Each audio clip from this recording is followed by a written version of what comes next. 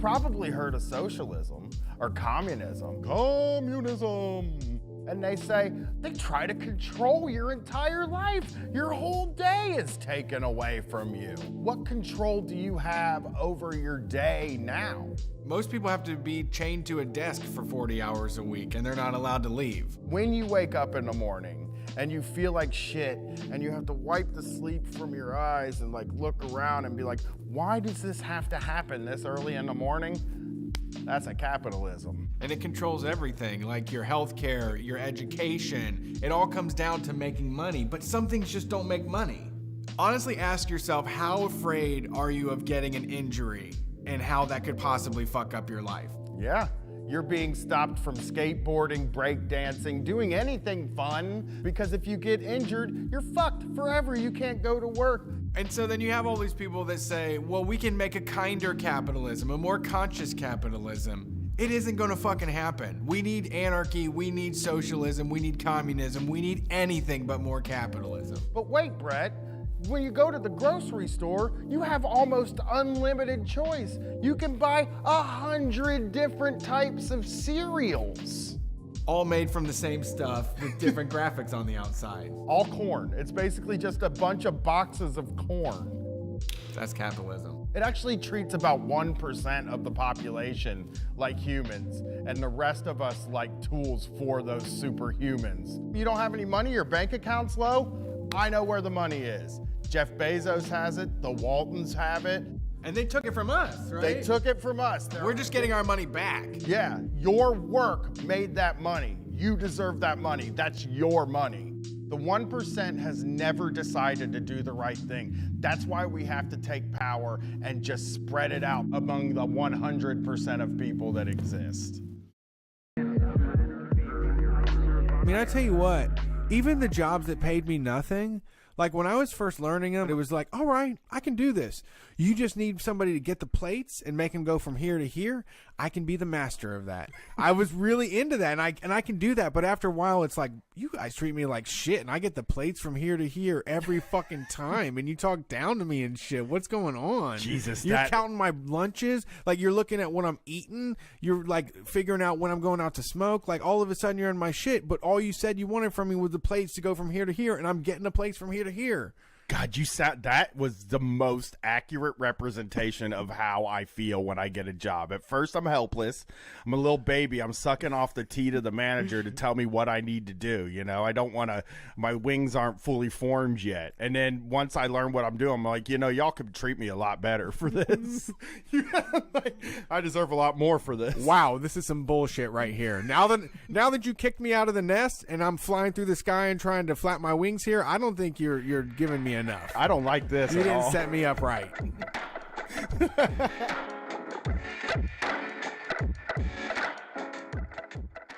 Can you imagine being that sensitive? Like you. Well, that's like what that they're is the PC as hell. ultimate. Hey, you know what? This is the freest goddamn country, and it's so free that if you don't stand up, you aren't a free person. And goddamn it, boy, if you don't stand up right now, you ain't free. Because you have the freedom to do whatever you want. But I'm telling you, I have the freedom to make you feel bad for doing the freedom. Just get up and say you love it. Just get up right now, Copernic. God damn it. It's so free that you can't do it. You have to. It's free because there's only one way to be. That's why it's free. So be that.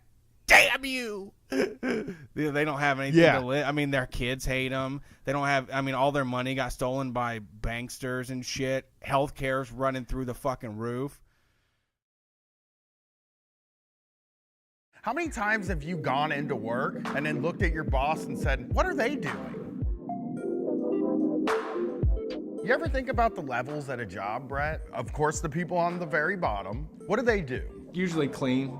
Yeah, and then there is the people just above them. They're the ones that do the second hardest job at the place, right? Deal with customers? Yeah, that sort of thing. And then there's another level above that, and that's the manager that's in the place. Now let's think about what comes after that, right? You might have a guy named like Glenn that comes to your office every 6 months, and you have to lay out the red carpet for Glenn. Think about what the person above Glenn does. Jerry is the person above Glenn, Okay. right? Okay. His job is basically going to lunch, right? Yeah. Powerful meetings, Yeah. shaking hands real hard. We're gonna go up to the CEO now. The people that sit around a table and who knows what they're doing? Nobody knows what they talk about. Playing cards. What connection does that person have to what you do and what the customer gets? It just seems like you could really chop like 5 or 6 levels off of any job and the company would still run perfectly. Think about your job. Now imagine your manager isn't there. How much smoother would your day run? I mean, how many of you work a job where you don't even know who the fucking CEO is of the company? That means they're absolutely useless. They're parasites. They're on the top, getting most of the money, sending their kids to private school, driving the fanciest cars, and they can't make a sandwich. Every new level of hierarchy is more money coming out of your paycheck. Unions are fucking great because it's not HR. You need solidarity with the other workers. We need to use that and exercise that. You and your other workers are the most important people at that company. I mean, hell, the way I think about it, maybe you don't get a union at all and you just take the whole company away from the bosses, and that's called a co-op. For the almighty dollar, everyone's a slave. Cause what's the point of doing shit if you ain't getting paid? Ay. Polite It's about just it. not the polite way to have Yeah. sex. That's just I- really one way to have sex that's polite, and it's to say, ma'am, or sir, or non-binary person, would you like to enjoy some making love with me? And then if they answer yes, then you mount that person and you move back and forth politely, and then you kind of finish it up and you say that was great, and then you never mention it again. That's the right way to have sex, okay? And folks, and that's why we don't do any sort of sex advice or sex stuff on this show, because there's none to be given. I am wise. I want you to write the polite sex book, like the proper polite method. I just said it. Oh my God, have you heard the news? Kids are dying of Kratom. That's not true. They're injecting it into their veins. I don't think that's happening. An ABC Action News exclusive. A mom says a popular herb killed her son. The most recent death happened in early June. Kratom, also known as metrogenine, was one of 4 drugs blamed for his death. This was like the devil's drug. It really is just a green powder that makes people feel better. Yeah, it's a leaf. It grows from the ground. You smash it up. You make a tea out of it. You throw it down the back of your throat. You eat some capsules, and you feel better. Your mind's clear. And most people that use Kratom don't have access to healthcare or prescriptions or any of that regular medicine stuff. They get it from local stores or online. Let's do an example here. You're a young person. You don't understand how all this works. So let me explain this to you. When you get hurt in your older age, let's say you're 34, you work on a roof, you fall off and you crush your fucking heel, right? It's all shattered. The doctor 10, 15 years ago was like, that's fucked up. That really hurts. You're gonna need some opioids to kill that pain. And then the DEA says, no, you can't have those anymore. These doctors have to tighten up their prescriptions. And now you don't have any. You can't afford them. What do? You can take Kratom. It has the same effects, it's less addictive, and it's more gross. So that even brings down the use. You're not gonna use it as much. Kratom kills the pain in your body. It also cures social anxiety. The government's solution to stuff like this is always prohibition, which means putting more people in jail. How big is your appetite for the war on drugs? I'm sure it's small. It's shrinking every single day. Don't let them continue it. Don't let them outlaw more stuff. Good point. Thank you.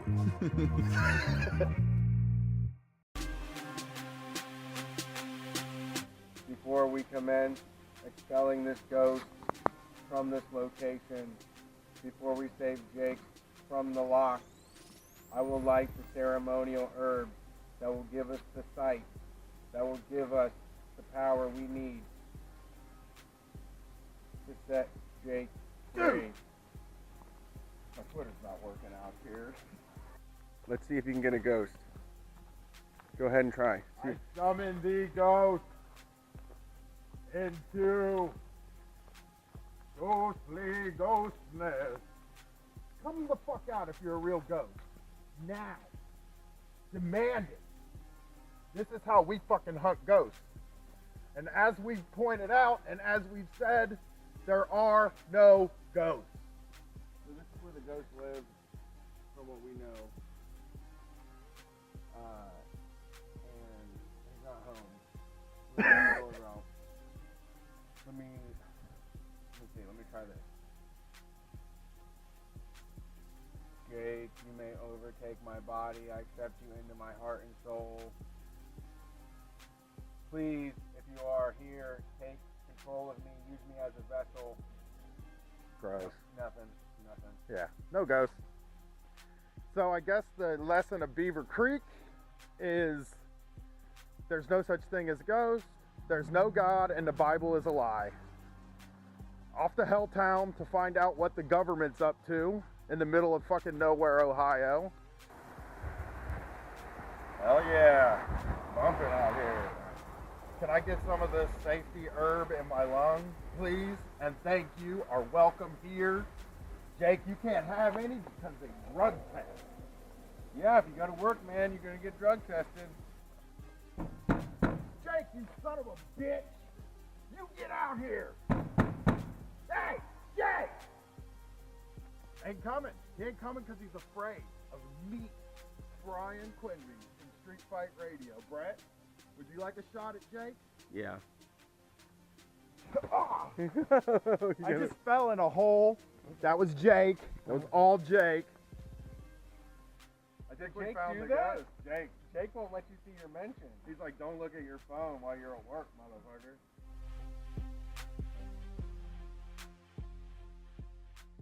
You know, you probably hear people constantly talking about this horrible thing called capitalism. I have. Yeah, you've heard that? Yes. You're like, what? How does capitalism affect me? I will tell you, it runs your entire fucking life. You've probably heard of socialism or communism. Communism! And they say, they try to control your entire life. Your whole day is taken away from you. What control do you have over your day now? Most people have to be chained to a desk for 40 hours a week, and they're not allowed to leave. When you wake up in the morning and you feel like shit and you have to wipe the sleep from your eyes and like look around and be like, why does this have to happen this early in the morning? That's a capitalism. And it controls everything, like your healthcare, your education. It all comes down to making money, but some things just don't make money. Honestly, ask yourself, how afraid are you of getting an injury and how that could possibly fuck up your life? Yeah.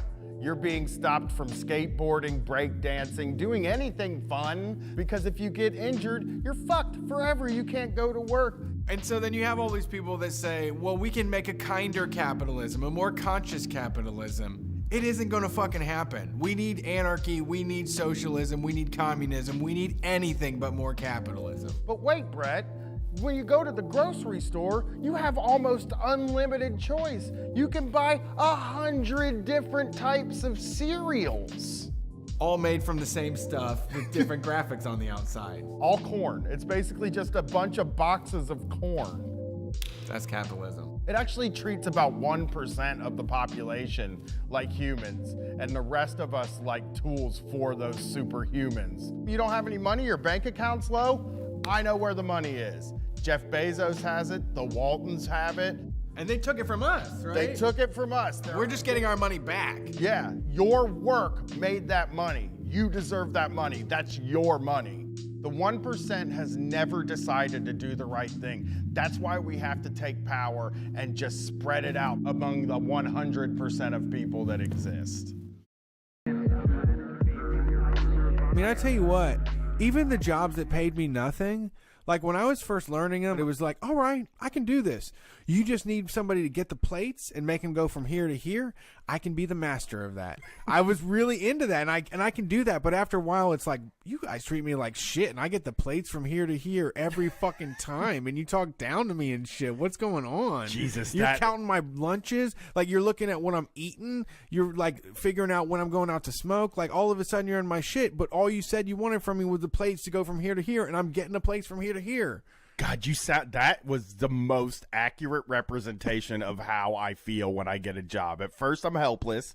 I'm a little baby. I'm sucking off the teat of the manager to tell me what I need to do. You know, I don't want to, my wings aren't fully formed yet. And then once I learn what I'm doing, I'm like, you know, y'all could treat me a lot better for this.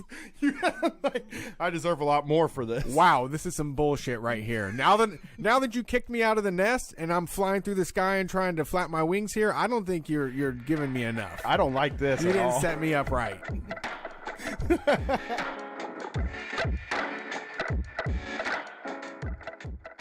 Can you imagine being that sensitive? Like you, Well, that's like what that they're is the PC as ultimate. hell.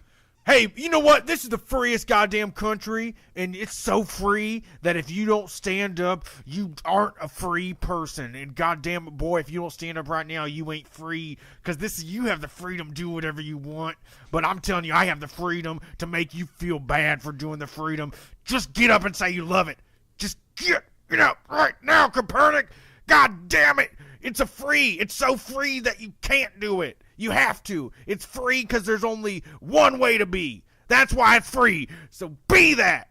Damn you. They don't have anything to live. I mean, their kids hate them. They don't have, I mean, all their money got stolen by banksters and shit. Healthcare's running through the fucking roof. How many times have you gone into work and then looked at your boss and said, what are they doing? You ever think about the levels at a job, Brett? Of course, the people on the very bottom. What do they do?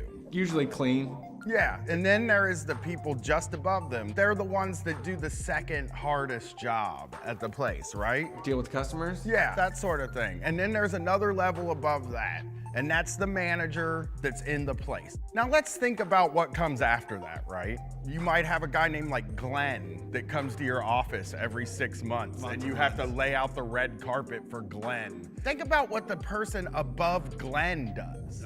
Jerry is the person above Glenn, right? Okay. His job is basically going to lunch, right? Yeah, powerful meetings, shaking hands real hard. We're gonna go up to the CEO now. The people that sit around a table and who knows what they're doing? Nobody knows what they talk about. Playing cards. What connection does that person have to what you do and what the customer gets? It just seems like you could really chop like 5 or 6 levels off of any job and the company would still run perfectly. Think about your job. Now imagine your manager isn't there. How much smoother would your day run? I mean, how many of you work a job where you don't even know who the fucking CEO is of the company? That means they're absolutely useless. They're parasites. They're on the top, getting most of the money, sending their kids to private school, driving the fanciest cars, and they can't make a sandwich. Every new level of hierarchy is more money coming out of your paycheck. Unions are fucking great because it's not HR. You need solidarity with the other workers. We need to use that and exercise that. You and your other workers are the most important people at that company. I mean, hell, the way I think about it, maybe you don't get a union at all and you just take the whole company away from the bosses, and that's called a co-op. For the almighty dollar, everyone's a slave. What's the point of doing shit if you ain't getting paid? Ay. Polite It's about just it. not the polite way to have sex. That's just I- really one way to have sex that's polite, and it's to say, ma'am, or sir, or non-binary person, would you like to enjoy some making love with me? And then if they answer yes, then you mount that person and you move back and forth politely, and then you kind of finish it up and you say that was great, and then you never mention it again. That's the right way to have sex, okay? And folks, and that's why we don't do any sort of sex advice or sex stuff on this show, because there's none to be given. I am wise. I want you to write the polite sex book, like the proper polite method. I just said it. Oh my God, have you heard the news? Kids are dying of Kratom. That's not true. They're injecting it into their veins. I don't think that's happening. An ABC Action News exclusive. A mom says a popular herb killed her son. The most recent death happened in early June. Kratom, also known as metrogenine, was one of 4 drugs blamed for his death. This was like the devil's drug. It really is just a green powder that makes people feel better. Yeah, it's a leaf. It grows from the ground, you smash it up, you make a tea out of it, you throw it down the back of your throat, you eat some capsules, and you feel better, your mind's clear. And most people that use Kratom don't have access to healthcare or prescriptions or any of that regular medicine stuff. They get it from local stores or online. Let's do an example here. You're a young person. You don't understand how all this works. So let me explain this to you. When you get hurt in your older age, let's say you're 34, you work on a roof, you fall off and you crush your fucking heel, right? It's all shattered. The doctor 10, 15 years ago was like, that's fucked up. That really hurts. You're gonna need some opioids to kill that pain. And then the DEA says, no, you can't have those anymore. These doctors have to tighten up their prescriptions. And now you don't have any. You can't afford them. What do? You can take Kratom. It has the same effects, it's less addictive, and it's more gross. So that even brings down the use. You're not gonna use it as much. Kratom kills the pain in your body. It also cures social anxiety. The government's solution to stuff like this is always prohibition, which means putting more people in jail. How big is your appetite for the war on drugs? I'm sure it's small. It's shrinking every single day. Don't let them continue it. Don't let them outlaw more stuff. Good point. Thank you.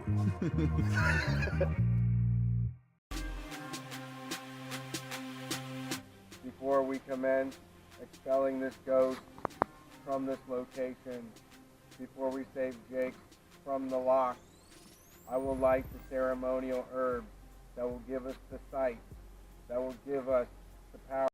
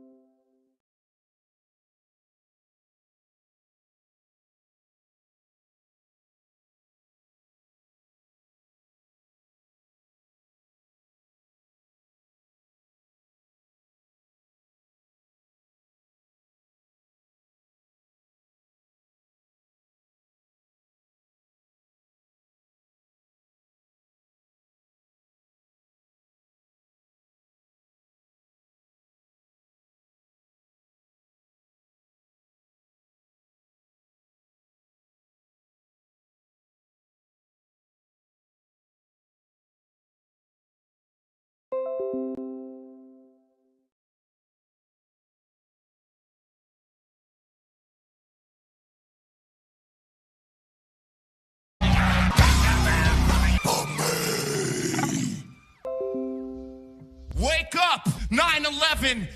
Seek the truth. You can find it on the internet. That's the only place you'll find it. You'll never hear it in public school. You're not going to hear it on the fucking History Channel. Come on.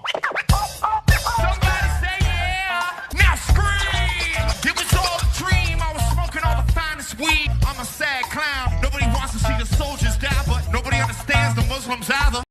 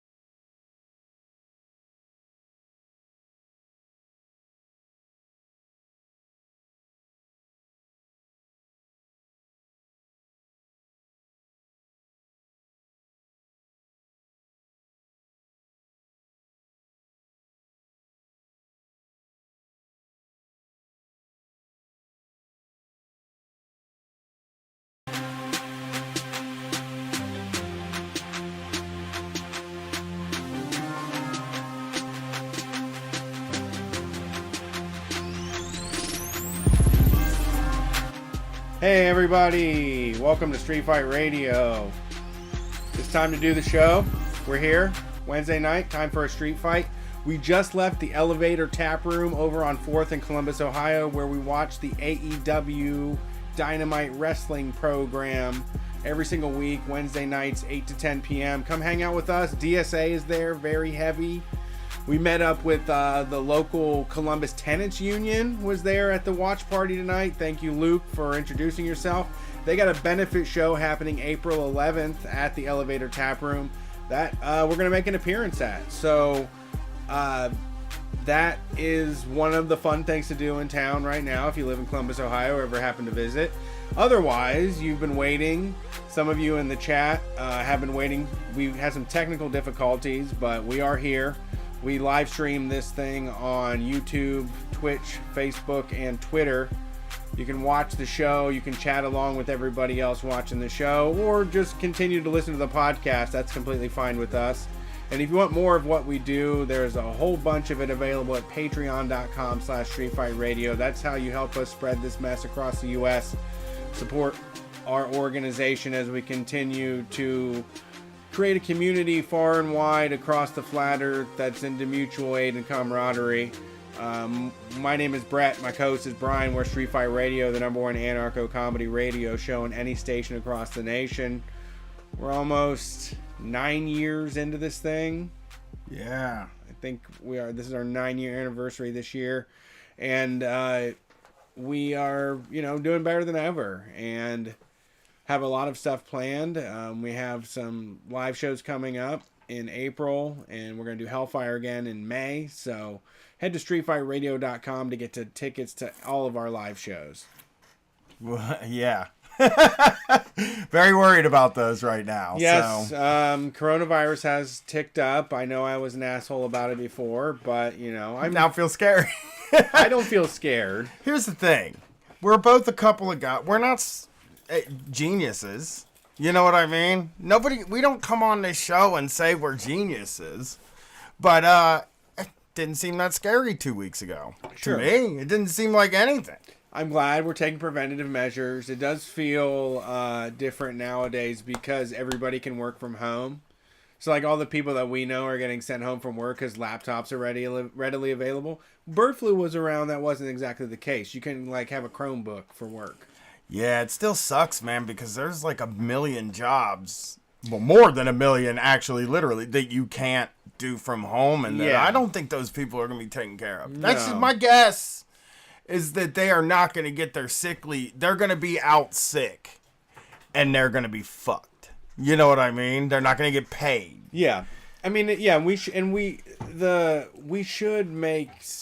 There should be a lot of special circumstances for this. There should be some sort of a way that, we can't get in trouble, or we don't have to have sick people going to work, but the infrastructure isn't really there. It's not for your, your basic general, any job where you deal with the general public, you are not set up with a sick policy, with a comprehensive sick policy usually, Yeah. Like it's not even... If you work at the grocery store, you work at food service, you work at any of the big box stores, you aren't set up to take time off for this kind of a thing. Yeah, absolutely. I guess I don't know. The Republicans just today, and here it is. I got the story right here. Look at that. Having something ready that is pertinent. Very good. This is from Huffington Post, which is a cesspool of a website. But Democrats hoping to pass an emergency paid sick leave bill to deal with the fallout from the coronavirus were stymied by Senate Republicans on Wednesday. Makes sense. Senator Pat Murray tried to speed the measure up for a vote on the Senate floor through a procedural maneuver, but an objection from Senator Lamar Alexander prevented the bill from bypassing Republican-controlled health committees. If there's one thing that shouldn't be controlled by Republicans, it's health committees. They're not the ones I would trust. I would not pick them. They don't fucking love science, Brett. Yeah. Yeah. We need some fucking real nerdy Democrats over there. Yes, that's the way to go with this. We should have doctors in charge of that stuff. Yeah. You know what I mean? Wow, it's radical shit, man. But if we have old hillbillies from Tennessee, old like Southern gentry. Oh, hey, like probably Lamar Alexander has probably got some bad stuff in his past. I would guess some skeletons in his closet. But they don't care. They just like none of. I would go as far as to say, there are a lot of people that just don't fucking care at all about people that work at McDonald's. And like I would put that on the Democrat side too. I mean, we should be talking about paying people. We're gonna have to start talking really about closing a lot of these places. I think look, I was not spooked out and then Ohio State canceled college. And then I was like, well, that's because there's international students and stuff like that. You gotta do what you gotta do, I guess. They never canceled when I went. They canceled twice when I went there. But I hear that's a very rare occasion where they cancel classes. So I got a little nervous there. Then the Arnold happened. Yeah, there's a slight uptick there in that one. Yeah. Then, now we're not allowed, I mean, no indoor events at all, really. I mean, me and Brett are looking at having our tiny little shows fucking shut down, you know? Yeah, maybe. I mean, I think they will. We have a concern about it. Our guests might not make it here. Yeah, we have a concern about it.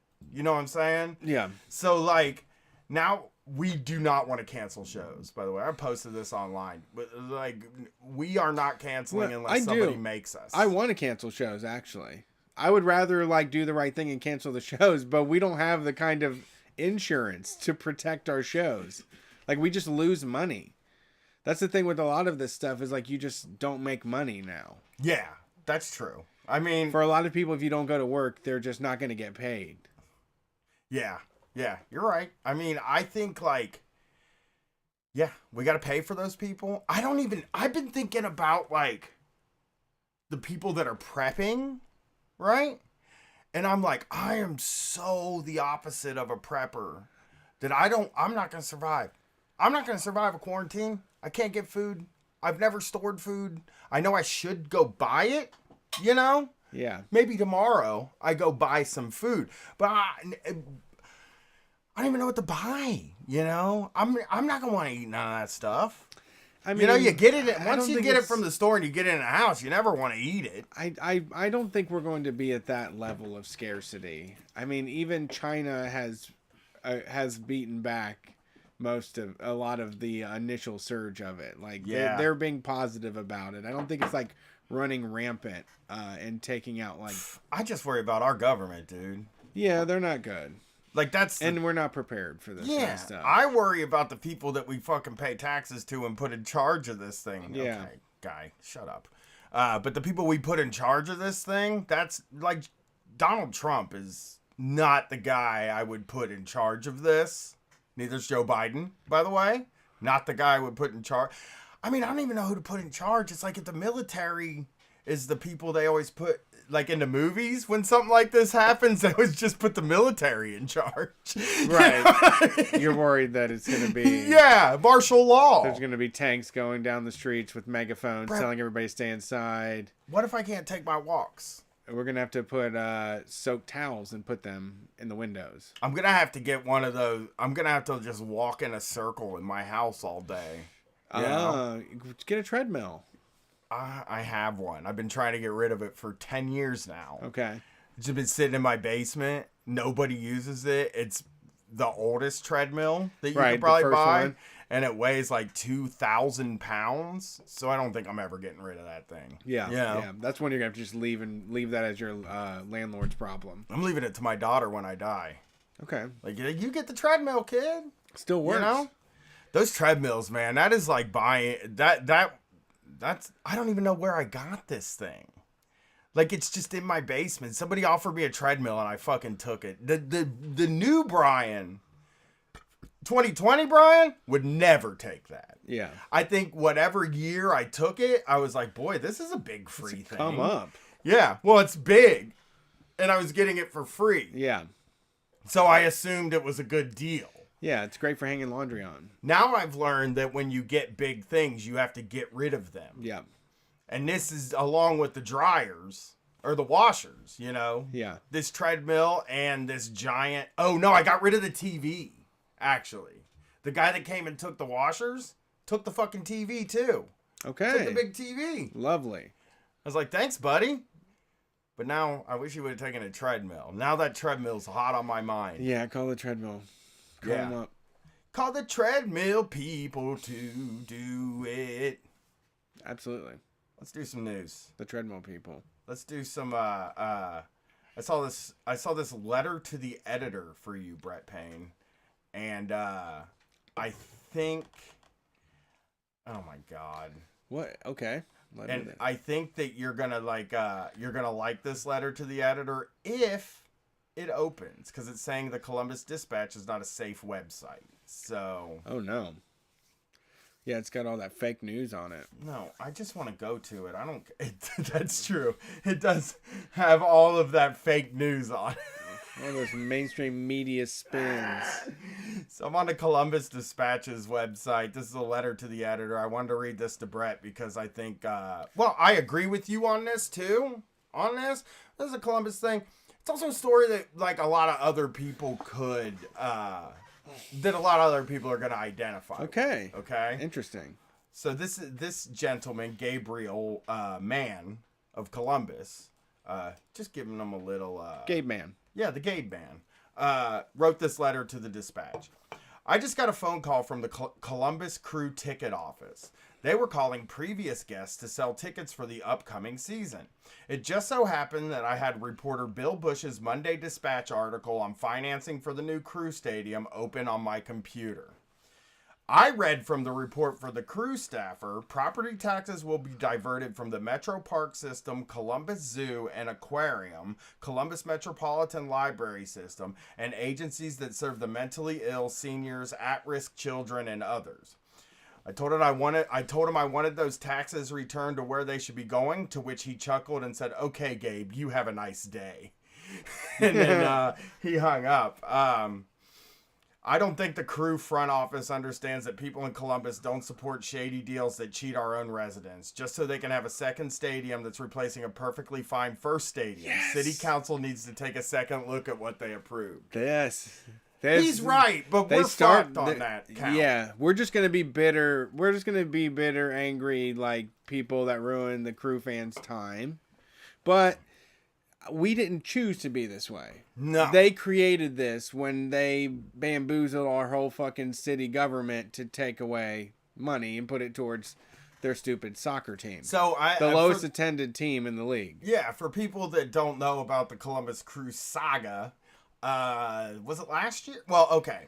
Yeah. So we have a major league soccer team, and we have an arena for that soccer team. We built an arena specifically for the Crew. It was one of the first soccer dedicated arenas. Stadium, whatever the fuck it is, in the country, right? We did that. Yeah. We made that for them. They put it in a Lowe's parking lot. Basically. Yes. And a Frisch's, Big Boy, is not in a very hip part of town, is what I'm trying to say. I mean, it's very close to a hip part of town. Yeah. Very close. But not really hip over there, you know? You go to Aldi if you want. Yep, you go to Aldi, Frisch's, yeah. So anyway, this guy that owns the Crew says, I'm fucking leaving. I'm going to leave Ohio. I'm going to go to Austin, Texas and do my stupid soccer thing. A couple years ago, it got sold to a guy. Which I am not saying that soccer's stupid, by the way. Soccer's fine. Yeah, I like the Columbus Crew can stay here all they want. But they then threatened to leave. And then a campaign was put on that I'm very, very skeptical about. You know, who put that thing together now? You know? Save the Crew? Like, I'm just looking, I'm fucking seeing their 12th dimensional chess. You know what I mean? You know this was, like, developers, right? And, like, yes, it was developers and capitalists and stuff like that. Like, honestly, what has been proposed from the beginning was the guy that bought the Crew did it with intentions of getting Austin interested in buying the team or bringing it there. But that was also a way to get Columbus to say, hey, don't go to Austin. We'll build you a new stadium. Yes. And so they made it sound like we were coming together as a community to pool our money in, which, hey, I don't want to pay more. I'll take it out of fucking... Don't take it out of the... I was going to say just, like, fine, tax me. Maybe leave have it. the motherfuckers that want to go to the games pay for it, you know, through season passes and tickets and stuff. Save up your money like I have to. Yes. Get a piggy bank. And you write stadium money on the side of it. And then what you do is you take 10% of your income, you put it in an envelope, and you don't touch that envelope. That's how you get a new stadium. Yes, but instead, we are fucking paying for the stadium. They're putting it in another part of town that, if you ask me, it's not very hip either. But I know what they're doing, you know? But there's already, like, parking problems over there. There's so much shit, but really the fact is they're taking this money out of places that need it desperately. Yeah. They're offering tax incentives and all of that garbage. But, so here's what actually happened, though. The guy that wanted to take it to Austin, there is a clause in Ohio sports law that if you want to leave, you have to offer it to a current owner in Ohio. You have to offer it to someone in Ohio. So the person from the Cleveland Browns bought it, I think. Yes. That's the story, right? I think so, yeah. Yeah, so they bought it. The other guy is probably going to start a team in Austin and get like to start brand new and build a fucking $1 million stadium and make all that money. 50 or 60 million. And Austin people are probably going to pay for that, too. Yeah. With taxes, Right. Not again. Everybody wins. All the fucking capitalists win here. Yeah. Yeah. The fucking people that need, like, none of the people that need the money were going to go see the crew, I guess, is one thing. Right? Like it was expensive. Yeah. What the fucking, yeah, and there's 250 people at a stadium. What the fuck? Why would you want to see that? Yeah. This is fucking bleak, dude. Nobody likes to see an empty venue. Well, now that's all we see. But, you know what I'm saying? There was nobody fucking there, dude. There's nobody there. Nobody cares about it. It's fucking, the thing about it is that there's people who deeply care about it, and they tend to be upper middle class developers. Yeah. Well, I mean, Clintonville was huge. It was Save the Crew all over the neighborhoods and even the businesses too. Lost Weekend Records had a big Save the Crew sign out Well, there. they probably asked to put it there, and they put it there. I'm going to hope that they didn't believe in Save the Crew. But, I mean, they're entrepreneurs. That's the kind of people, the entrepreneur types. Yeah. Not me and Brett. We run a small business, but we are against the Crew Stadium. Okay? Yeah. But it was like all those people, and they can get fucking anything done. That's almost what's so frustrating about the election, is it's those same people, they can make anything fucking happen for themselves. They want a fucking brand new soccer stadium that nobody's gonna go to. Yeah. They can get it. Yeah. And if they wanted single payer health care, they could fucking, they could get us there. They refuse to fucking do it. They only do it for their fucking little hobbies, you know? Yeah. My little soccer game. They could play that fucking game in a high school stadium, and it would be fine. You know, there would be enough seats for the people that want to go see the fucking thing. Yeah. You know? Yeah. Instead, they're going to make like a Disney World of chain restaurants downtown for people to go. They wanted people to have people bar hop. Go to Shake Shack. Yeah, go to a Shake Shack. Go to a Shake Shack and then go to like a fucking World of Beer. World of Beer. Get a World of Beer afterwards. Maybe they'll have like a few stores where you can buy like really expensive camping gear there. That's always when you know you're in a nice area. You're like, this jacket, it's only $475, but it's rated to negative 48 degrees, so I can see why it costs that much. Every nice city. Every city you get into, like the rich part or the downtown area. Yeah, You're yeah. like, okay, the North Face store. You got yourself a yoga pants store. Archaeopteryx. What? Archaeopteryx. Juice, Yes. some kind of juice. You know, with cayenne pepper in it, so it don't taste good. Yeah, yeah. It's funny. Naomi sent me a text about complaining about the brunch, and she was laughing. She said she got sick from the brunch herself. Yeah. Yeah, and like, I wanted to say is that I am highfalutin as hell. I've paid $10 for like overnight oats in Brooklyn, New York, and shit. And even when we went to Commune for Katie's birthday, I really like expensive, high quality food. That place was just a fucking sham. Like, it's just annoying when someone is like, oh, Detroit's a really depressed place. Let's open up something that feels fancy and looks like an Instagram blog, and people will pay $16 for fucking quesadillas. Yeah. It's like you didn't do anything. You didn't put anything into it. Nobody does. They don't do it. It's all. Well, it's like it's a grab. It's just like it's not anybody that's passionate about what they're doing. It's someone that has enough money to spend on that kind of to just invest in that. That always wanted to be like a restaurateur. Yeah. It's like, I just want to be like in the papers. Yeah. Talking about my creations. I've always wanted to own a restaurant. That's been my dream. Okay. Not like make my food and share it with the world. Just like start a restaurant and make money from it. Yeah. Let's do something funny, man. Let's have a little bit of fun here. So this video showed up last week from an account called Catatonic Youths. Okay. Which I highly recommend you follow. They're awesome. On Twitter? On Twitter, yeah. Catatonic Youths? Catatonic Youths. They have like a lot of really great videos. But this got sent to me a whole bunch. And it is genuinely worth listen. It is genuinely worth hearing. I promise. And I'm getting it up here. I got to get it up here. So what this is they posted it as head PE for president. Now I'm going to play this and you're going to fucking think it's fake. Because I thought it was fake, dude. I couldn't even believe it. But let's hear what's going on with the writers of Hey Bartender.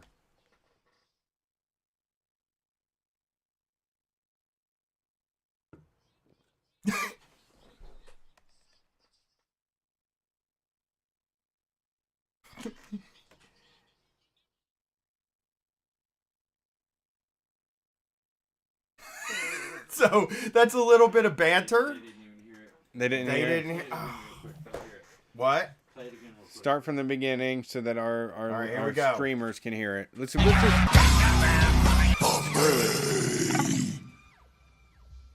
Wake up! 9/11! Seek the truth. You can find it on the internet. That's the only place you'll find it. You'll never hear it in public school. You're not going to hear it on the fucking History Channel. Come on! This guy's doing Street Fight if it was launched in 2008, by the way. Yeah. Like, that's what this is. If this show came out in 2008, we would have been... If we would have had enough people in a room, I definitely would have said that. If we could have got like a whole stadium full of people, that's what I would have said in 2008. Let's hear some more.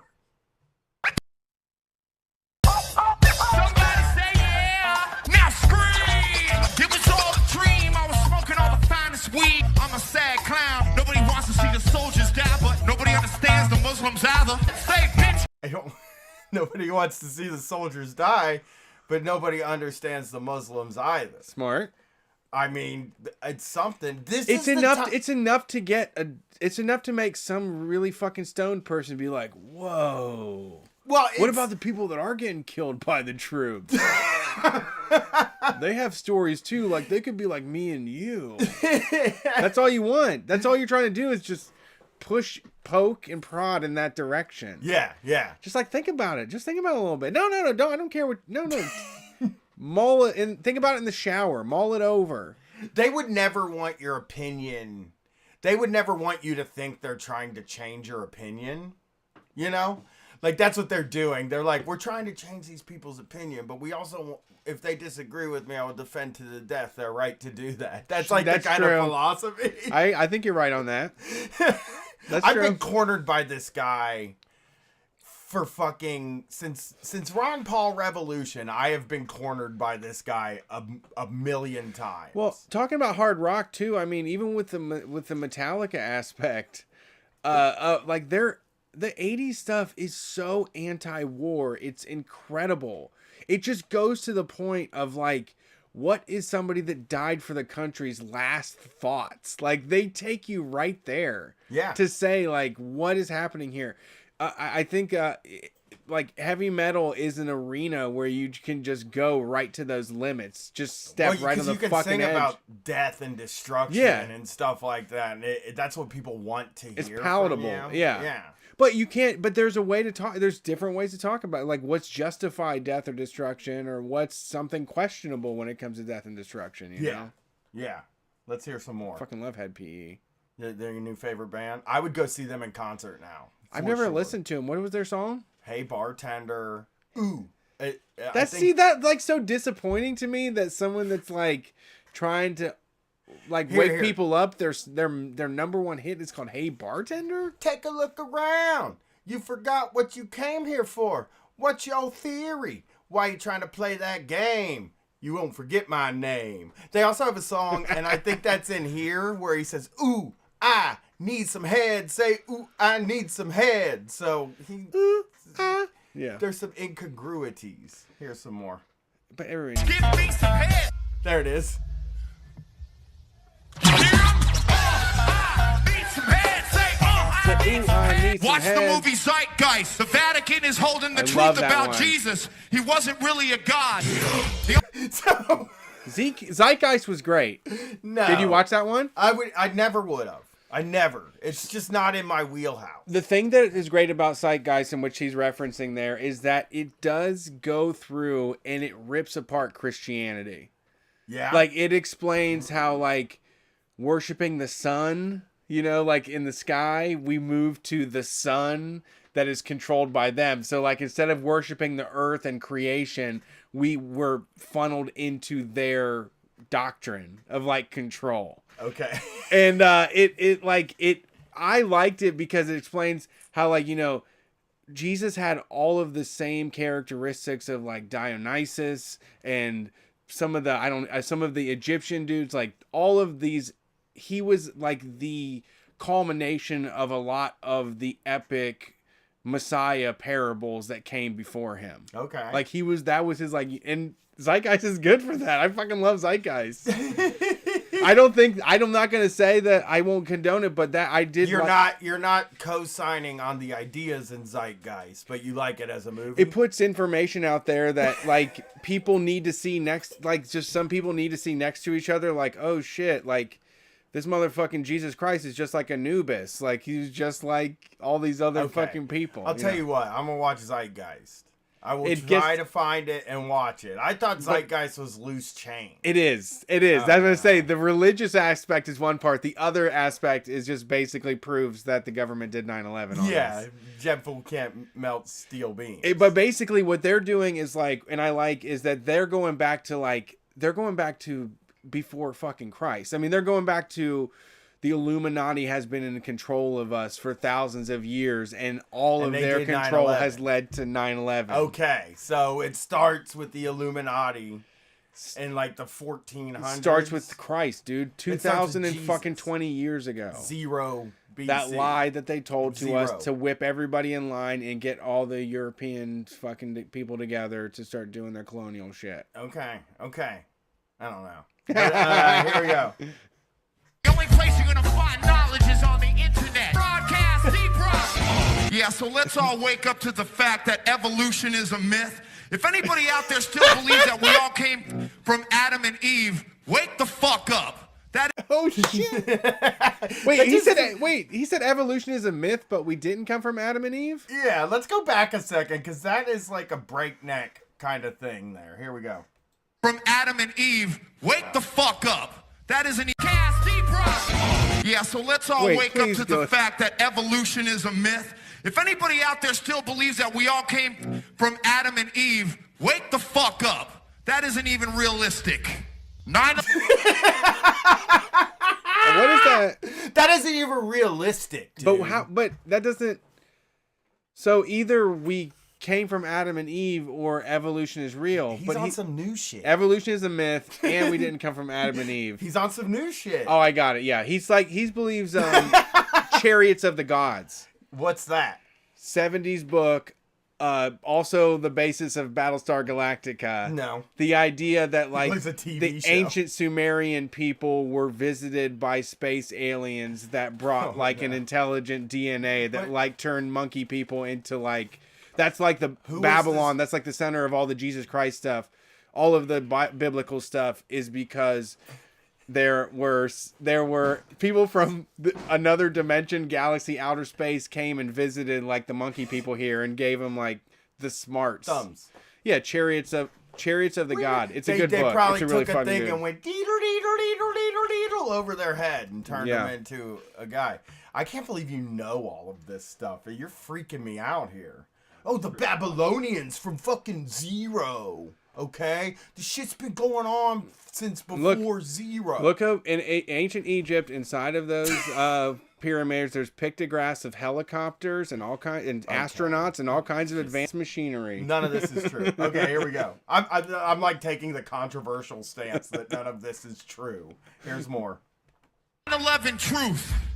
Read Zechariah Sitchin, something. Religion. Ooh. Bullshit, all of it. I'm so glad I could get this out all over the internet airwaves for planet Earth. Hillary Clinton's got a big fat ass, and I don't give a fuck about Barack Obama either. There's free energy out there. They charge us every fucking month for electricity. I'm so fucking tired of this shit. And it's up to us and you kids to take the fucking power back. Make some. Yes. I agree with that.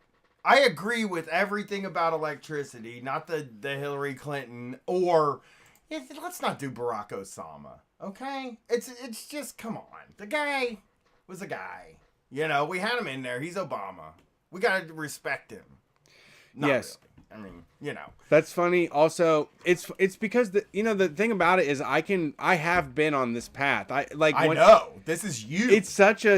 But the thing is, it's such a narrow mindset, like a very specific thing, because Zechariah Sitchin is an author that wrote exactly about the ancient Sumerians that were like met by aliens. He has this book called The 12th Planet, which I read like when I was 22 years old and was just like, holy shit, dude. Fucking good stuff. Did you corner people and you're too good looking. No, I never cornered people. Yeah, you're too good looking and self-aware that people probably didn't know you were a maniac. I would just drag people into all-night conversations and just let go off. I still like doing that. You would like sit. Well, I talk to you all the time. We end up always having to talk about work, though. That's probably what it is, you know? We're always talking about work or politics or Metallica. Yeah, one or the other. But I never knew that you, like, did the whole thing, you know?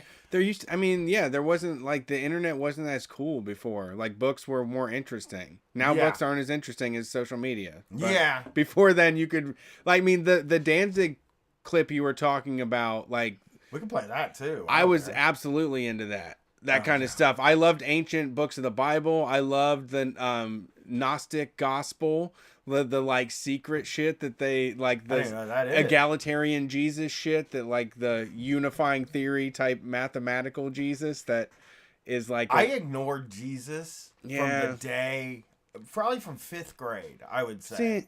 First time I said I don't believe in God was in 5th grade. I remember it. I was sitting at a table with like 3 other people, and they were like, "No, don't say that, Brian. Hey, that's a big risk you're taking right there, okay?" So, there's somebody like, it's so funny to like, this feels like reminiscing about old TV shows, because it's such a dogmatic thing. But Brad Storch mentioned this book called Holy Blood, Holy Grail, and it's it was the epic shit that that was a really big deal. And I think at that time, I had to conquer Christianity. There were so many people that were on that God shit all the time, and I was so annoyed by it, you know? Like, that was just the time period I was in. Yeah.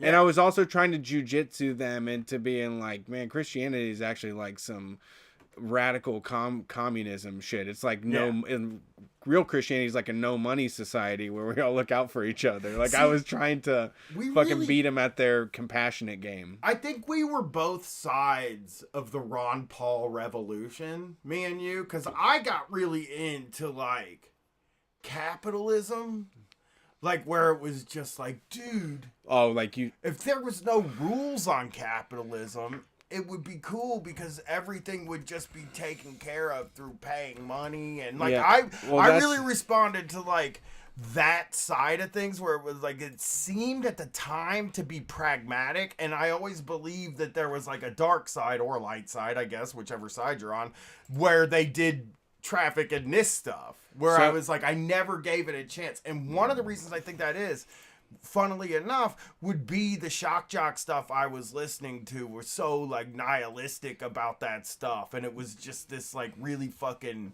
that was what was informing my brain, you know what I mean? Like listening to 8 hours of radio every day and not even really understanding what radio is, you know, like in a way it was just kind of like not understanding that people with a microphone aren't special. They're not like a higher breed of human than me. They're embellishing. Yeah. I didn't believe they were embellishing. This is a persona that is not their daily life. Right. And then like, because I just thought they were all wild. I've said this before. I thought that when you became a comedian or a podcaster for a career, you had to wake up at a regular time and go to meetings all day. It's just all meetings. Too much, it's just all this talking. Yeah. You know? It kind of is. Somewhat, but also you can, like, just for a whole day, like, listen to something to talk about, too. Yeah. Or watch movies or something. It's different than, like, my picture was 9 hours of work. But anyway, so I would hear all that stuff, and it, like, they would yell about loose change. They would yell about zeitgeist. You know what I mean? In what way? They hated it. They were so mad that people thought 9/11 was fake or whatever. Right. And it just fucking really made them mad. So I like didn't believe any conspiracy theory. I probably still don't really. I don't know. I don't know if I believe in any conspiracy theories very strongly, you know? So do you read Wealth of Nations by Adam Smith? No. You didn't? No. That seems like that would be very like old wiggy type thing to read. I read a book called 1776, and I read the Ben Franklin big biography about him. I read some founding father type shit, you know? I read Wealth of Nations up to the part where he admitted that capitalism was unfair and that we would have to do something to take care of the losers. Like, he wanted there to be competition, but he was like, there's going to be, like, losers that we have to do something about because we can't just let them fucking lose. Yeah. Like, he had a humanitarian streak to it, and I was just like... And then I think that was definitely me, like, probably getting Noam Chomsky books after that, and... like getting into more radical politics from there. I studied Christianity, I studied capitalism, I tried to do it all just to have the knowledge base, and then it was just like, you know, none of it panned out. Yeah. None of it was like stuck or made sense. And that includes, you know, I mean, once again, I would like to believe that there were giants that came here and turned us into humans. I don't think that matters. It's like flat Earth. It's like flat Earth to me. It's the same thing. Like, I believe that probably some sort of alien race came from here. Don't say that. You don't believe that. They were led by Colonel Adama and all of the brave people on the Battlestar Galactica, and they made it here to Earth and a few thousand years ago, and they created humans. You know, and it's amazing. It's way better than the dumb shit story any other story I've heard. Yeah, here's more. Some noise for fucking head PE. I woke up in a nightmare. I wanna know, is it too late? And I'll tell you another thing. Don't vaccinate your fucking kids if you just had them. They're putting mercury in the vaccinations. It's filled with old dead fetus tissue and all kinds of shit. 9/11 was a fucking lie. It's an Yeah. These guys always go too far. It's always like 3 steps But no one who too gets to, far. Who gets to say it though? I agree. Well, head PE saying don't vaccinate your kids isn't going to make anybody not vaccinate their kids. I don't think anybody's looking at them for that kind of information. I mean, it's going to just confirm the people that are already following the Great Awakening hashtag on Instagram. Is that a thing? I love it. I've never The Great seen Awakening. It. People are always talking about how when folks are going to wake up and realize that fucking fluoride is rotting their brains and shit. Cool. Here's more. But yeah, I mean, yeah, the vaccine thing that's also something I've also, even when I was conspiracy guy, people were like, yeah, that's why I want to vaccinate. And I'm like, nah. Fuck no. Please do that. Please, doctors, like, they know way more than me. You gotta have you can't be so arrogant that you think you know fucking everything. You gotta defer to professionals on some shit like that. Yeah. The government is definitely lying to us about 9/11. The doctors are not when it comes to vaccines. No, I've met enough doctors to know that they genuinely give a shit about saving people. And they all seem to believe in these things. You're in head PE. Right. You know what I mean? Right. Like, leave that up to the doctors. Why don't you do the vaccination? I don't think this guy's having any kids, by the way. But do the vaccinations, you know? Yeah. Here's more. Vaccinations, it's filled with old dead fetus tissue and all kinds of shit. 9/11 was a fucking lie. It's an inside fucking job. Get with it. I'll tear the pussy up. I'll let my nose hang. We'll take the fucking planet back from the reptilian forces. I believe in reptiles too. You want to more than anything. I don't think you really do. I mean, it's a good way to just categorize people. Joe Biden's a reptile. It just means somebody that is beyond reproach, somebody that can't be rehabilitated, somebody that has to be like shoved out the airlock or whatever you call it, thrown into a volcano. Just somebody that isn't going to be able to fit with our new world. Like they're going to have to be ostracized because they're not human. Yeah. They're reptiles. Here's a little more. Jesus died on the cross? What is that, human sacrifice? His blood's gonna save me? That's sick. That's like... What the fuck? Okay, yeah, man. Back well, just a second here. Dude, but His religion... blood's gonna save me? That's sick. That's like some Dracula shit. Yeah, man, zombie Christ, dog. He came back up from the dead just like a motherfucking zombie would. I think it's so worried about like the supernatural parts of Christianity. Yeah, but but here's the thing, man. Religion has ruined a lot of people's lives and made them feel like shit for a really long time. I agree. And I don't know how I was not affected in that deep of a way, but I can't imagine some of the people that made it out of these crazy ass Christian fucking homes. Right. That don't always just have a fucking seething rage for that shit. Yeah, I mean but they also sound like them. Like when you're doing the no vaccines things, when you're like start going down this stuff, I mean, you're also in the same camp as, I mean, fucking Christian, like the Duggar people, Quiverful people. Yeah. I mean, the earth is flat. Once you start realizing that, all of a sudden you're surrounded by, you know, people where the women can only wear skirts. Yeah, exactly. These guys are they believe they're probably deeply conservative. Like a lot of these people are deeply conservative too. You think so? In a way that says you shouldn't conduct yourself this way, and like homosexuality is caused by like fluoride or something, or some sort of government program. Like soy. I don't. Yeah, it just all fits into the same thing. It's like a very tiny rebellion. Yeah. In a way, you're rebelling against orthodoxy, but also putting out the same message. Yeah. You didn't move very far. You just changed the wording. Yeah. Here's a little more. Children, what's that sound? Everybody look what's going down. Children, what's that sound? I do not eat pussy, just fact. What else these kids want to Fuck! See? That's conservative ass bullshit. You should eat pussy every time. No, that's a fact. He doesn't do it. Oh, come on. See, they lost me. See, I'm not for president. They had me in the beginning and they totally lost me. Yeah, absolutely.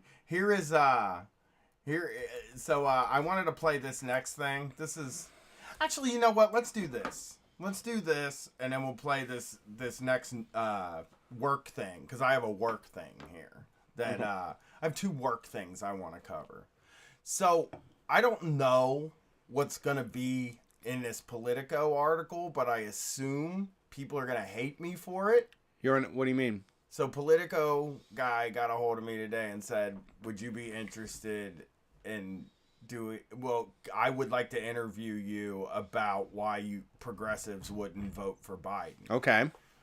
So I was like, "Yeah," and I just explained it to him. As the day goes on, my anxiety is like growing about it because you don't know it's gonna be sad. They're definitely gonna frame this and make me look bad. Yeah, we do. We do like hour-long interviews with people that love us. Yes. And they put about 4 minutes of that into an article. Yes. If it's not, I can't I don't know how nice they're going to be to you. No, I agree. I mean, I don't think it's going to be editorial. I think people that read it will be mad at me. Sure, yeah. Very mad at me. And then they're probably going to yell at you too. Just, you're going to get some of my blowback. They don't want to deal with me. I yell back. They're like the centrist lib types. You know what I mean? So, I mean, the first question a guy asked me was like, you said that the liberals are mad at you again because you won't vote for Joe Biden. And I was like, the liberals have been mad at me since 2011. Like, from the day we started this thing, we've had crazy moderate liberals yelling at us. You know what I mean? And, we're emo progs from back in the day. Yeah, I didn't even say anything that edgy. I said, like, the least edgy things you could say. I said, like, I think that the party, so here's what I said. I kind of basically was like, I'm not even really a Democrat. They haven't been guaranteed my vote since 2008. And in 2011, I kind of radicalized a little bit. And I believe in these left principles. And so Bernie Sanders inspired me. Like, I was inspired by him and the movement behind him. And that, like, I put a lot of shit on the line for this guy. I mean, me and you endorsing a president is going to piss off part of our audience. You know what I mean? Yeah. So anyway, I kind of was just like, it just feels like they've looked at this energy and these people and they said, we have to stop them. And if they think they can do it without me, then go for it. You know, I don't care. I'm one fucking guy. You know, I'm not a million people. My vote doesn't count more than anybody else's. And my vote is not going to be the difference between Biden and Trump. But to vote for Biden, a guy who was behind a lot of the, you know, crime bill stuff, he's a drug warrior. He has said that he's not going to do student debt. He's not going to do anything about student debt. He says that people have to suck it up. He paid his way through. He just said the other day he would veto Medicare for all if it somehow fucking made it through Congress. Yeah. And he's a guy that, like, has been on the other side of immeasurable suffering to the most vulnerable people and people in my life. Yeah. You know, I've lost people to the war on drugs and shit. And I feel like if I'm advocating for people, those people are not Joe Biden's people anyway. Yeah. You know, they're not for them, and he is not going to do anything. He, I think, has active contempt for those people. And I saw this thing as a way to, I saw Bernie Sanders getting into office as a way to get working people negotiating. Like, we would be able to negotiate better. We would have a better negotiating position. Yeah. If we had our health care and our kids could go to college and we weren't tied down with debt and there wasn't this, like, police state fucking looming over us that he helped build.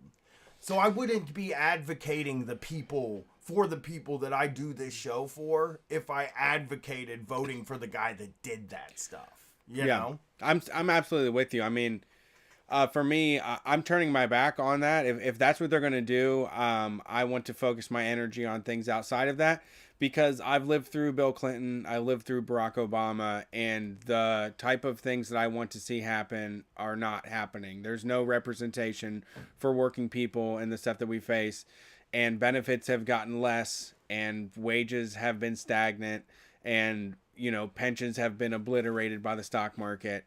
And continuation of the standard democratic policies mean nothing to me and the people, like you said, that we do the show for. That's irrelevant. You're gonna fuck us over. You're gonna gentrify our fucking neighborhoods to make $1. You're gonna do everything you can to prevent us from having a little bit of comfort, you know, providing services for the money that you're taking from us, you know, not forcing us all into a gig economy job or having 2 and 3 fucking jobs at a time. I don't give a fuck to say no to Joe Biden, because Trump is going to do a lot of the same shit that Joe Biden would anyways, you know? Yeah. And I think like, it's just, there's more important things for me to do besides, when if Joe Biden were to be elected, it wouldn't stop me from trying to change the world, because Joe Biden's the exact kind of person I don't want to be in charge of it.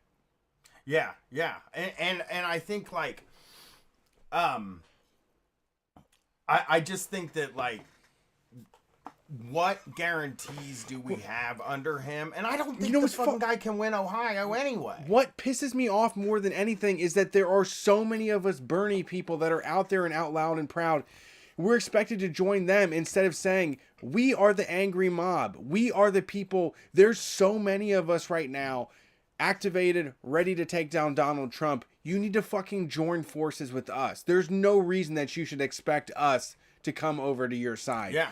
If you're blue, no matter who, you need to go with the person that has people on the ground willing to fight dirty and willing to canvass and spread the vote. This is how you get a fucking defeat against Donald Trump. It's not going to be by doing Hillary Clinton again. Yeah.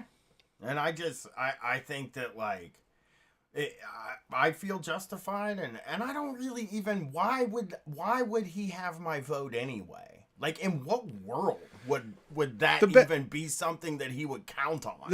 One of the things to champion him for is that he repealed his own drug laws 20 years later. Yeah. Right? He set up mandatory minimum sentences in like the 80s. Ruined lives. Yeah. And then in so many lives. 2012 was like, we're going to make crack and powder cocaine the same offense now. Yeah, it's like, with a mandatory minimum sentence right. still. But now it's not going to be as racialized. Yeah. And it just feels like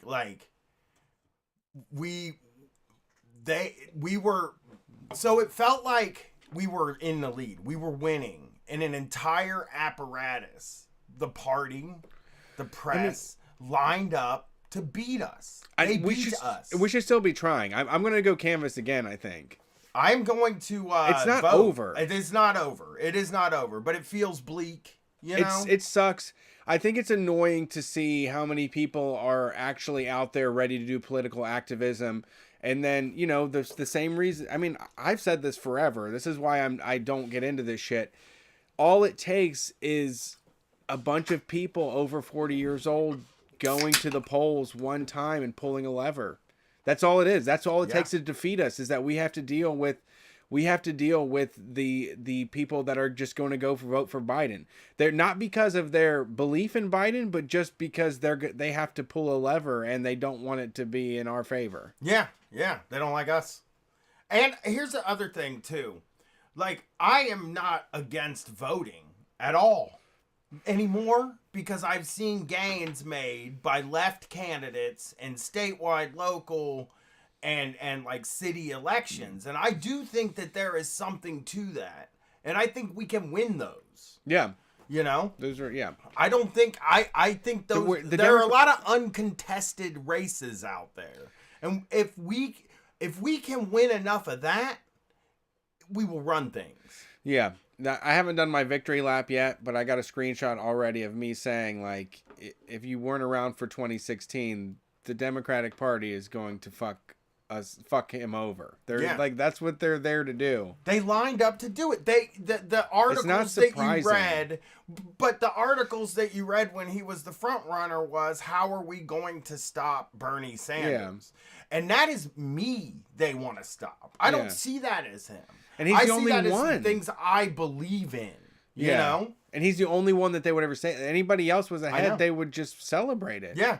If like Pete was ahead those votes, then they would have been like, this is great. Pete's going to be the nominee. They aren't blue no matter who at all. No. They don't give a shit about they don't give a shit about winning. Yeah.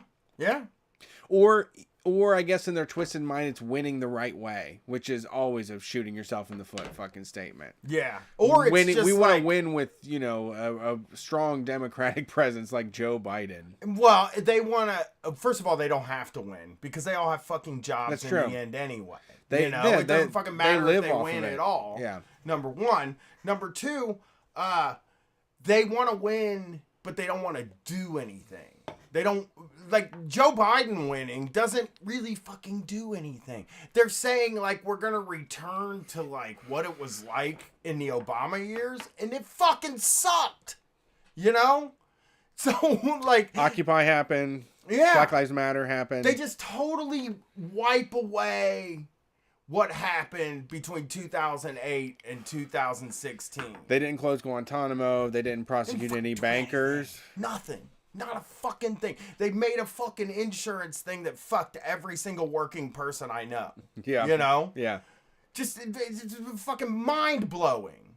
So, if people are mad at me, that's why. I think I'm going to mute the tweets I made explaining myself because now it's gotten so... It's like got 3,000 retweets where it's like getting to just weird people. Brain dead people. Who the fuck are you supposed to be anyway? Why are you so important? I don't know. I mean, yeah. I mean, more important than you. I agree that my opinion on who I'm voting for is not newsworthy. I 100% agree. And I probably shouldn't have even done the thing. But I figure, fuck it. Yeah.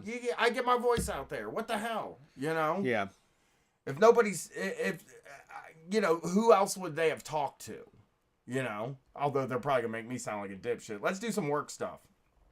The first one I want to do is, so lately, when I do show prep, I go to human resources websites and just see what the HR's talking about, Brett. Okay. You know, HR, our best friends, our advocates on the inside of the company is what HR is. Yeah. Right? They're better than a union. It allows us to be recognized for our own individual success and have a one-on-one relationship with our employer. Yeah. It covers our needs, you know. This article just bummed me out when I saw the headline, so I'm going to read it to you. Taming March Madness in the Workplace. That's not a good idea.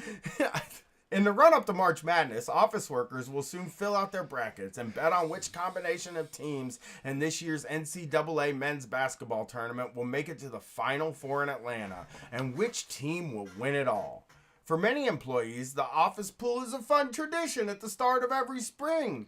But it's smart for employers. Is it smart for employers to allow gambling in the office? What? Fucking, this fucking person had to write this. Yeah, we don't need this. This is totally not needed. This is the least needed thing I've ever heard. It's just such a naysayer attitude. We're stuck working with each other. We're supposed to be a family here. It's happening. I mean, it really is like an American tradition. It's like been going on as long as I've been alive. Yeah, it's something that does happen every single year at this time. We have a friend that's taking a couple days off work. It's like a religious fucking outing. Yeah. It's fun. It's meaningful. It is fun too. Yeah. Come on. I don't know basketball, so I don't have fun because I don't win anything because I don't know any of the teams or any of the players. But man, it's fun for those people. They love it. They imagine like the ideal worker to be somebody that's just laser focused with no personality. Like, yeah, they come No, they don't. They shouldn't be developing relationships with their coworkers. They shouldn't all be putting $10 down or all agreeing to buy a 6-pack of beer. Yeah. And the winner gets to keep all of them. They shouldn't do that. We need them to just do work instead. This is so aggressive towards sports guys too, because like the sports guy gets like 6 days a year where he gets to talk to everybody about sports. Yeah. You know, you get your March Madness, only the first part of it. By the end of it, nobody cares anymore. But the first part of March Madness, you get to sit and talk about with people. You get to talk about the Super Bowl and the World Series.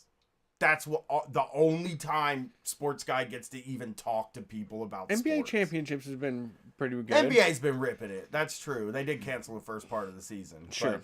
But the NBA, NBA, Super Bowl, and March the Madness. World Series is really hard to put in there. March Madness. I don't feel people like into people the World go Series. bonkers to Who the was World in Series. the World Series in October? I think I was just about to say the Cubs, but let me look. Was no one? The Astros. They won because they cheated.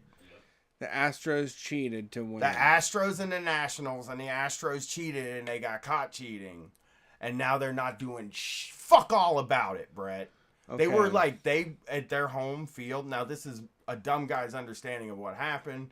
At their home field, they bugged the other team's dugout, which is kind of like, hey, yeah, we got ourselves a home field advantage, don't they?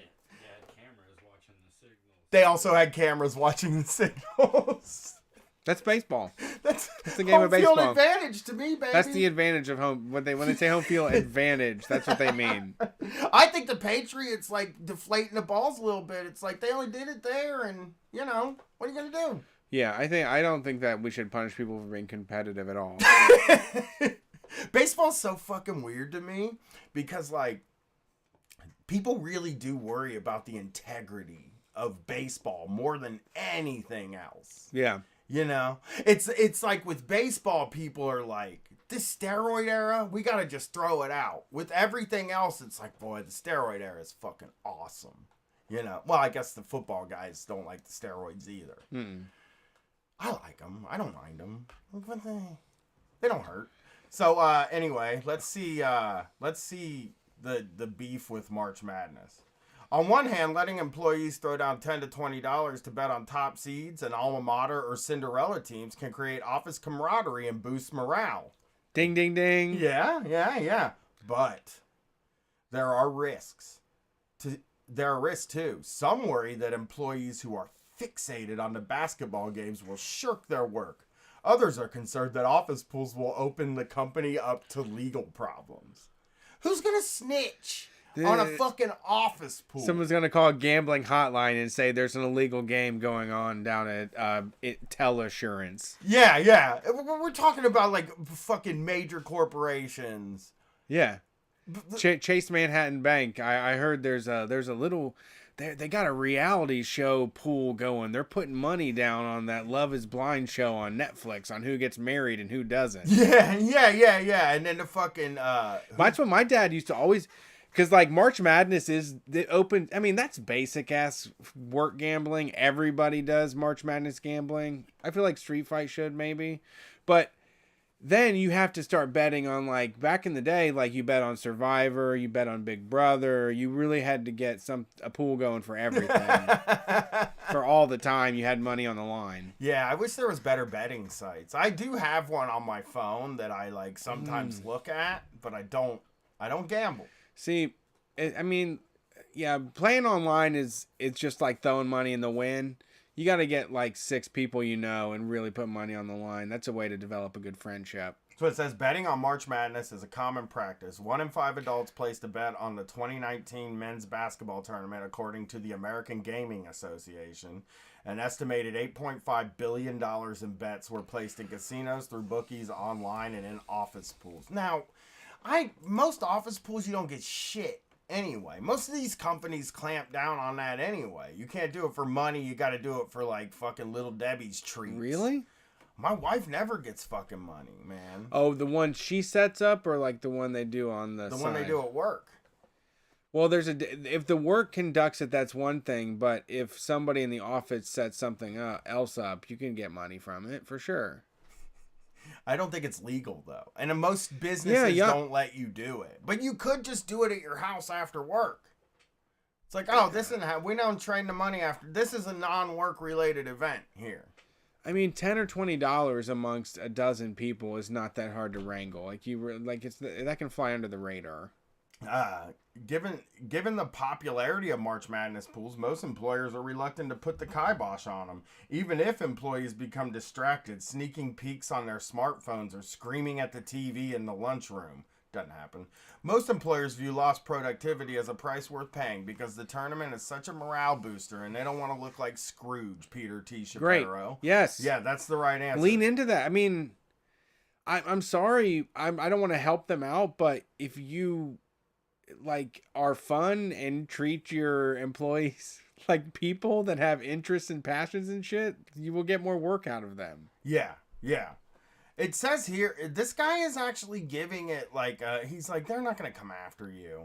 You know, I guess you're right. The article basically says, if the company's not doing a poll, it doesn't matter if they fucking pool. It doesn't matter if they fucking gamble. Yeah. Who cares? I want to get in a money one. You know what I mean? Yeah, I mean, but I'll lose, so fuck it. Never mind. A company fun one is obnoxious because they're just going to give you company script or, like you said, a Little Debbie's Cosmic Brownie. But my dad always played for money. The larger the dollar amount, the more it puts the company at risk, said Anne Marie Ahern, principal and employment lawyer at McCarthy. Oh my God. Wait, what if someone's accused of submitting a bracket late or rigging it in some way or picking their friends? As employers, how do you mediate? Here's one thing, right? You can't rig a game. Nobody. Who's running a dirty March Madness pool? Why are they that concerned? Well, what if somebody? Well, it was all a ruse just so that Mike could keep everybody's money.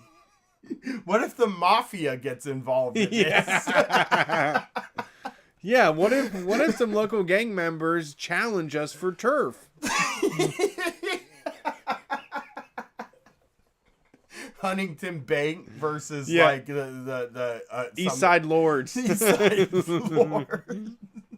If you're gonna gamble on the east side of Columbus. No. We ain't doing no March Madness shit. You roll dice outside if you want to put money on the line. That's the only game we play.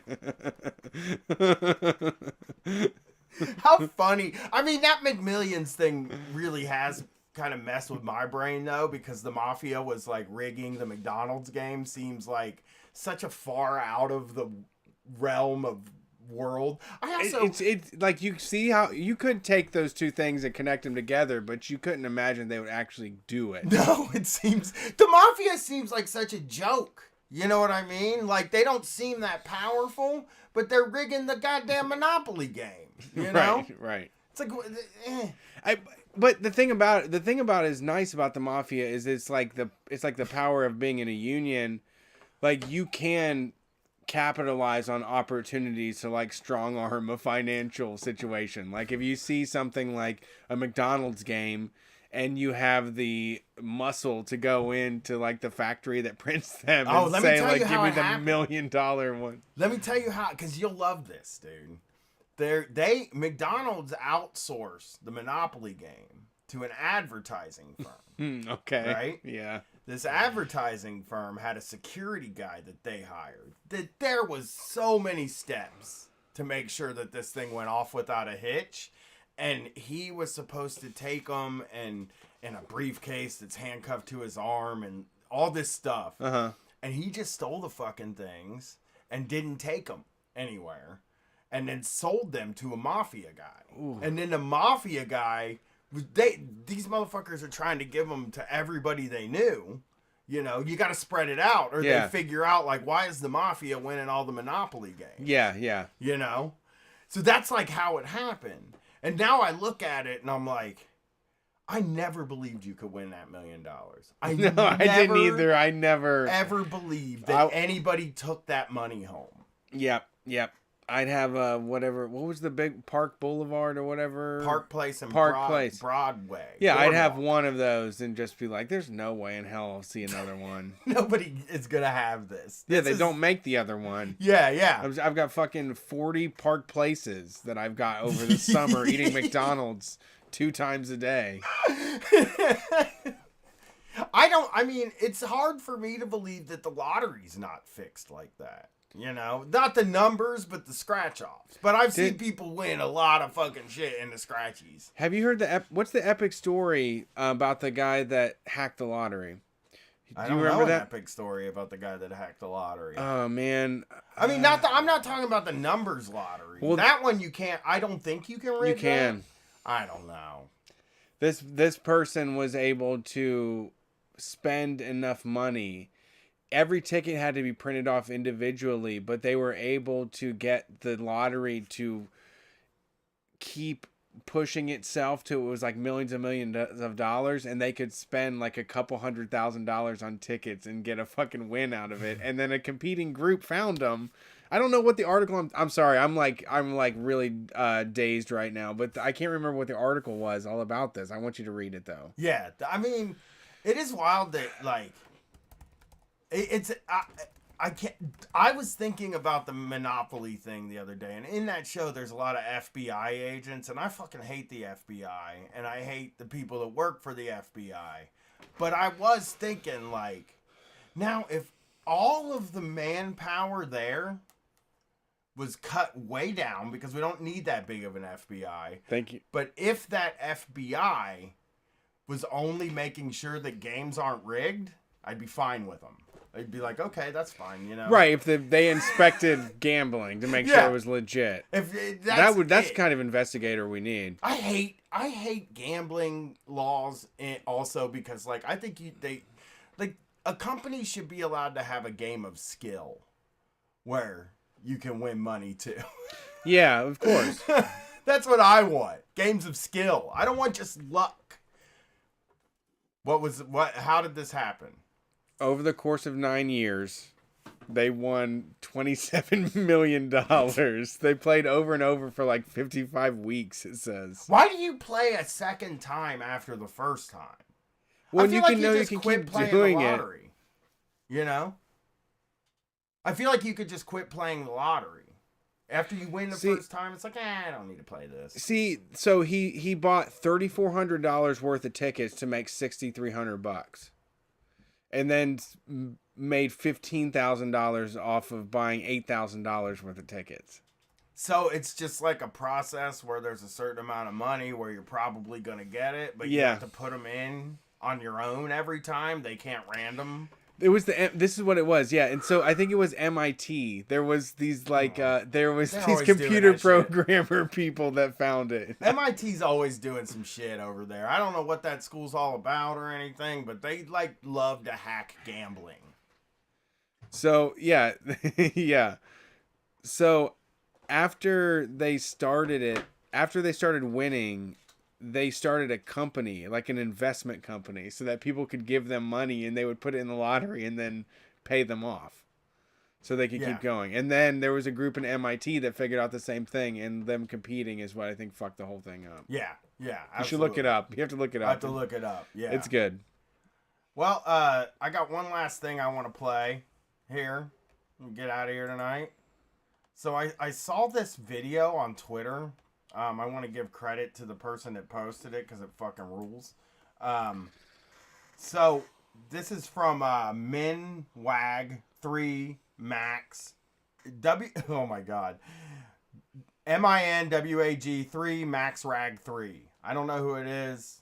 It's minimum wage, maximum rage, documenting the violent struggle of the working class, and it's a parody account. And what I want to say about this video to start out is this is a Burger King, and this Burger King is on fire. And there is a car parked at the second drive-through window. Usually the money one, too. Yeah. Now. They always tell you to pull up to the second window now.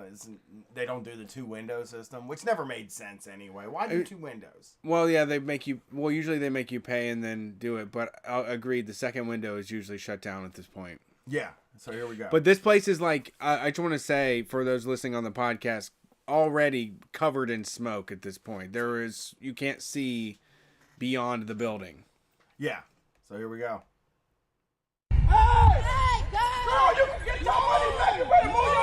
So these are the workers telling this person to move their car because the building is on fire. Right. You need to get out of here. The building's on fire.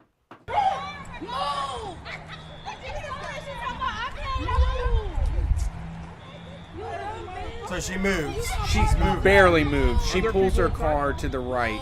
And now she's getting out. About 10 feet. I don't give a fuck. I just moved. Now give me my money is what I'm asking for. Oh, no. Y'all was just laughing in there. Now you want to come out. Well, I mean, I would be laughing too if my work got caught on fire. If I was standing in there and the fire started, it was probably funny that the fire started. Yeah, that's funny. I have that kind of fucking reaction to everything. Oh shit, it's fire. There's a fire at work. So I want to say on this, definitely willing to smack some people down. But initially, seeing somebody that is this worried about 1073, like that, they are on the edge. Right. There's Like a white lady in a minivan, by the way. And you just gotta throw it out. True. Yeah. But for me, at this point, I would have just like went on to another Burger King. I wouldn't have expected them to jump back into the burning building and do a whole ass return for I me. feel like you could get the return pretty quickly from the internet, too. Yeah. You know, you send a quick email, boom, you get your return.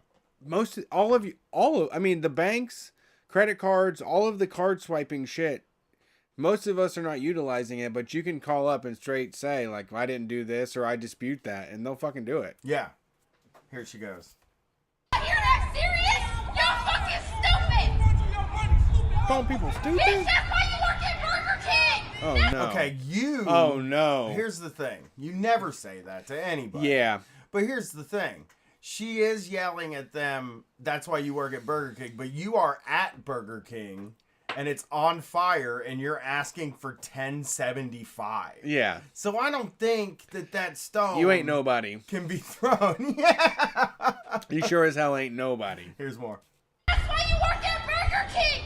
Make it 13 an hour, huh? Oh, no. She's an athleisure and shit. They make $10 an hour working this bitch. She said we make $10 an hour working, bitch. Yeah. Get it right. It's one of those things too where